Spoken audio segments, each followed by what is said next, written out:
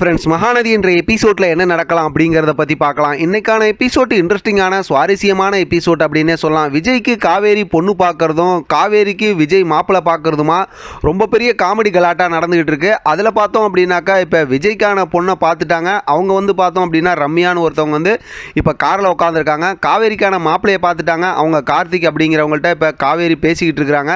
இதை பார்த்த விஜய்க்கு கோவம் தான் இப்போ அந்த கார்த்திக் அப்படிங்கிறவங்கள்ட்ட இல்லாத போல அதெல்லாம் சொன்னதுமே அவர் திருப்பி போய் இப்போ காவேரி கிட்ட பேச ஆரம்பிச்சு உங்களுக்கு எனக்கும் செட் ஆகாது அப்படின்னு சொல்லிட்டு கிளம்பிடுறாரு.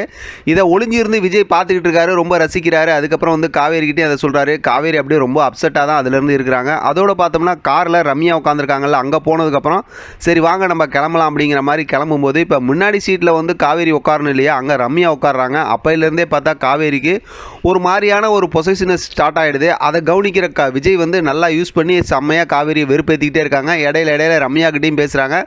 ரம்யா விஜய் ரொம்ப பிடிச்சிருக்கு அப்படிங்கிற மாதிரிலாம் சொல்கிறாங்க. ஒரு வழியாக பார்த்தோம் அப்படின்னா அவங்கள ஒரு இடத்துல இறக்கி விட்டுட்டு அடுத்து வீட்டுக்கு வராங்க.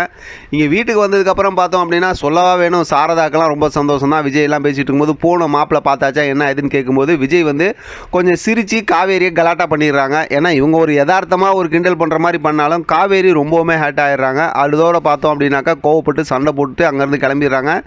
விஜய் அப்படியே ஒரு மாதிரி சாரி சொல்லிட்டு கிளம்பிடுறாரு. அடுத்து காவேரியை சமாதானப்படுத்துறதுக்காக சாரதா பக்கத்தில் போகிறாங்க. அப்போ பார்த்தா காவேரி ரொம்ப கோவமாக பேசி இதுக்கப்புறம் விஜய் இங்கே வரவே கூடாது அப்படிங்கிற மாதிரிலாம் ரொம்ப கோவமாக பேசிடுறாங்க. ஏன்னா அவங்களுக்கு அந்த அவங்களுக்கு முன்னாடி ஏதாவது இவங்கெல்லாம் யார் கல்யாணம் பண்ணிக்குவாங்க அப்படி இப்படின்னு சொன்னது காவேரி ரொம்ப கோச்சிக்கிட்டாங்க. நம்ம பழைய காவேரியை பார்த்த மாதிரி இருந்துச்சு. ரொம்பவுமே சூப்பராக இன்றைக்கான எபிசோடில் காவேரி நடிச்சிருந்தாங்க அப்படின்னு தான் சொல்லணும்.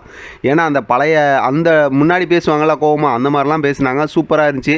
இப்போ சாரதாவால் சமாதானமே படுத்த முடியல. காவேரி கோச்சிட்டு அங்கேருந்து அப்படி சொல்லிட்டு கிளம்பிடுறாங்க. அப்போ சாரதா யோசிக்கிறாங்க. அதோட இன்றைக்கான எபிசோட் முடிச்சிருக்காங்க. நாளைக்கான எபிசோடில் பார்த்தோம்னா காவேரி அவசரமாக அந்த ரம்யாவுக்கு ஃபோன் பண்ணி உங்களுக்கு விஜயை பிடிச்சிருக்குன்னு சொன்னீங்கல்ல, நீங்கள் உடனே போய் அவங்க வீட்டில் போய் பேசி கல்யாணத்துக்கு உண்டான ஏற்பாடு பண்ணுங்கள் அப்படின்னு சொல்லி அடுத்த கட்டமாக பேசி அந்த விஷயத்தை முடிச்சு விட்றாங்க. ஏன்னா அப்போ தான் விஜய் வீட்டுக்கு வரமாட்டார் அப்படிங்கிற மாதிரி ஒரு ஏற்பாடு செய்கிறாங்க. ஆனால் அதில் விஜய் செஞ்ச செம பெரிய ட்விஸ்ட் என்னன்னா, விஜய் பேசினதில் காவேரி கோவமாக இருக்காங்க அப்படின்னு சாரதா ஃபோன் பண்ணி சொல்லிடுவாங்களாட்டிருக்கு. அதனால் பார்த்தோம்னா வீடு ஃபுல்லு சாரி அப்படின்னு எழுதி பலூனாக கட்டி வச்சுட்டு இப்போ காவேரி ஸ்கூலுக்கு கிளம்புறதுக்காக கதவு திறந்து வெளியில் வராங்க. வீடு ஃபுல்லுமே பலூன் சாரி இப்படிலாம் எழுதியிருக்கு. அதை பார்க்குற காவேரியோட மனசு அப்படியே மாறுது.